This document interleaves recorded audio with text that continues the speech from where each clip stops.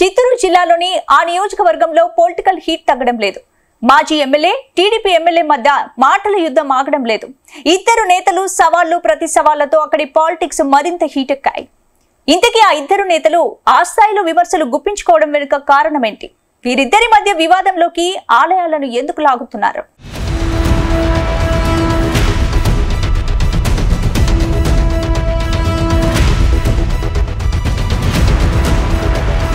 YCP fire brand leader RK Roja political గా మళ్లీ active అయ్యారు.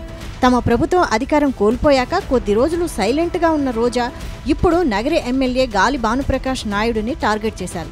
అయితే అధికారం కోల్పోయినా రోజా మాత్రం నగరిలో పట్టు మాత్రం కోల్పోలేదు. ఇప్పటికీ తన అనుచరులతో కలిసి ఇసుక దందా యథేచ్ఛగా సాగిస్తున్నారు. తాజాగా మాజీ మంత్రి రోజా అనుచరులు నగరిలో ఇసుక అక్రమ రవాణా చేస్తూ అరెస్టు కావడం దుమారం రేపుతోంది.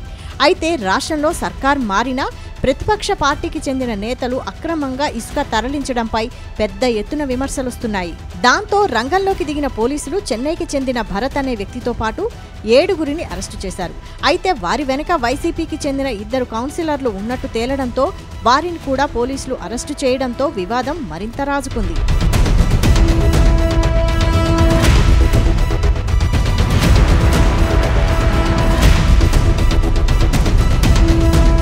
ఎప్పుడైతే వైసీపీ కౌన్సిలర్లను అరెస్టు చేశారో అప్పుడే రంగంలోకి దిగారు మాజీ మంత్రి ఆర్కే రోజా. కౌన్సిలర్ బిలాల్ భాస్కర్ కు ధైర్యం చెప్పారు. నగరిలో ఈ 2 కౌన్సిలర్లు దాదాపు 5 ఏళ్లుగా ఇసుక అక్రమ రవాణా చేస్తున్నారని ఆరోపణలున్నాయి. గతంలో ఇసుక అక్రమ రవాణాపై పోలీసులకు ఫిర్యాదు చేసినా పట్టించుకోలేదన్న విమర్శలున్నాయి. అయితే రాష్ట్రంలో సర్కార్ మారినా ఇసుక మాఫియా ఆగడాలు తగ్గకపోవడంతో నేరుగా రంగంలోకి దిగారు లోకల్ ఎమ్మెల్యే గాలి భానుప్రకాష్ నాయుడు. అంతేకాదు మాజీ మంత్రి రోజాపై సంచలన ఆరోపణలు చేశారు.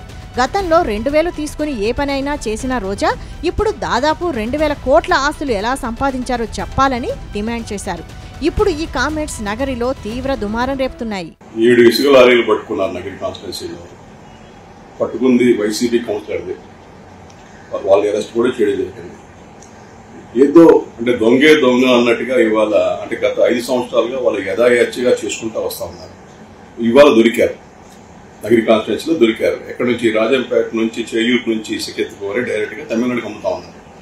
పోలీసులు చాకేశక్తితో 7 టిప్పులు పట్టుకున్నారు. పట్టించిందే మేము చేస్తామంటే దొంగే దొంగ పోలీసులు దొంగ అన్నట్టుగా ఉంది వాళ్ళ అంటే వాళ్ళ అలవాట్లంతా కూడా మాపై రుద్దే ప్రయత్నం చేస్తా ఉంది. అయితే ఈ వివాదంపై సీరియస్ అయ్యారు మాజీ మంత్రి ఆర్కే రోజా. ఎమ్మెల్యేపై చట్టపరమైన చర్యలు తీసుకోవాలని నగరి పోలీసులకు ఫిర్యాదు చేశారు.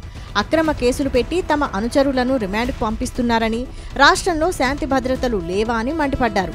ఎమ్మెల్యే అనుచరులు ఇసుక దందాలు చేస్తుంటే వైసీపీ కౌన్సిలర్లకు సంబంధం ఉందని పోలీసులు నిందలు మోపుతున్నారని ఆరోపించారు. అంతటితో ఆగకుండా గాలిలో గెలిచిన గాలోడు తల్లిని చెల్లిని తరిమేశాడంటూ గాలి భానుప్రకాష్ పై ఓ రేంజ్లో రెచ్చిపోయారు ఆర్కే రోజా. అయితే రోజా కామెంట్స్ పై మరోసారి రియాక్ట్ అయ్యారు ఎమ్మెల్యే గాలి భానుప్రకాష్ నాయుడు. నోరు ఉంది కదా అని మాట్లాడితే సహించేది లేదని వార్నింగ్ ఇచ్చారు. దమ్ముంటే కాణిపాకంలో ప్రమాణం చేసి నిరూపించాలన్నారు. గత 5 ఏళ్లుగా ఇసుక అక్రమ రవాణాలో రోజా ఆమె సోదరులకు సంబంధం లేదని కాణిపాకంలో ప్రమాణం చేయగలరా అంటూ సవాల్ విసిరారు. నీకు దమ్ముంటే నీకు సవాల్ ఇస్తున్నా, కాణిపాకం వెళ్దాం రా, ఇసుక లారీలకి నీకు సంబంధం లేదు మీ పార్టీ వాళ్ళకి ప్రమాణం చేయి. నీకు కానీ మీ అన్నలకు కానీ నీ మూడు కానీ సంబంధం లేదనే ప్రమాణం చేయి. నేను చేస్తా, నువ్వు చెప్పు టైం నేను చెప్పండి చెప్తా, పోయి చేద్దాం. కాణిపాకంలో పోయి ఆ ఇసుక కానీ అక్కడ జరిగే స్మగ్లింగ్ బియ్యం స్మగ్లింగ్ యాక్టివిటీస్ కానీ ఏదన్నా కూడా నాకు సంబంధం లేదని నేను ప్రమాణం చేస్తాను. నువ్వు వచ్చి చెయ్యి, నువ్వు చెప్పు టైం నేను వస్తా ఆడే టైంకి. ఇక గాలి భానుప్రకాష్ నాయుడు కామెంట్స్ పై రోజా కన్నీటి పర్యంతమయ్యారు. ఎమ్మెల్యే వెనక సీఎం చంద్రబాబు, పవన్ కళ్యాణ్, నారా లోకేష్ ఉన్నారని ఆరోపించారు. ఓ మహిళనని చూడకుండా ఎమ్మెల్యేతో ఇలా మాట్లాడిస్తున్నారని మండిపడ్డారు. తనతో పెట్టుకున్న ఎవరూ బాగుపడలేదని శాపనార్థాలు పెట్టే ప్రయత్నం చేశారు. గత అసెంబ్లీ ఎన్నికల్లో నగరిలో రోజా ఓటమి పాలయ్యారు. అక్కడ టీడీపీ ఎమ్మెల్యే గాలి భానుప్రకాష్ నాయుడు రోజాపై గెలుపొందారు. ఎప్పుడైతే వైసీపీ అధికారం కోల్పోయిందో అప్పటి నుంచి రోజా నగరిలో అడుగుపెట్టలేదు. కానీ కొద్ది రోజులుగా తిరిగి యాక్టివ్ అయ్యారు. దాంతో ఎమ్మెల్యే గాలి భానుప్రకాష్ నాయుడు, మాజీ మంత్రి ఆర్కే రోజా అన్నట్టుగా సీన్ మారిపోయింది. ఇప్పుడు శాండ్ వార్ కాస్త పర్సనల్ వార్గా మారిపోయింది. అయితే అభివృద్ధిపై చర్చించాల్సిన ఇద్దరు నేతలు ఇప్పుడు వ్యక్తిగత దూషణలకు దిగిపోయారు. దాంతో విసిగిపోయిన నగరి ప్రజలు ఈ ఎపిసోడ్కు ఎండ్ కార్డు వేయాలని కోరుతున్నారు. చూడాలి మరి ఈ వార్ ఎంత దూరం వెళ్తుందో.